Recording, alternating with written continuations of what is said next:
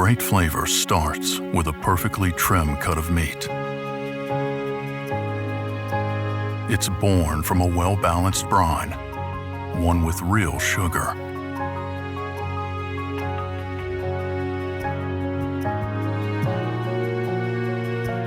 It's nurtured by a slow cook in a small batch. We're talking very slow, 12 hours slow. It thrives in smoke, real smoke, from real hardwood chips. And that smoke better be timed just right.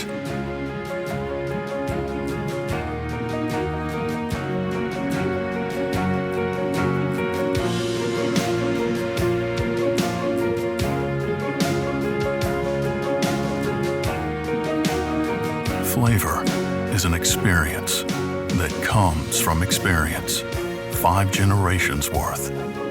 And when dedicated folks make mouth-wateringly great flavored meat, it's something we just have to share. Flavor for family.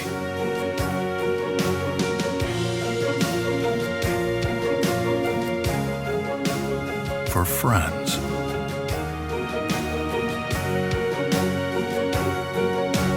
From us.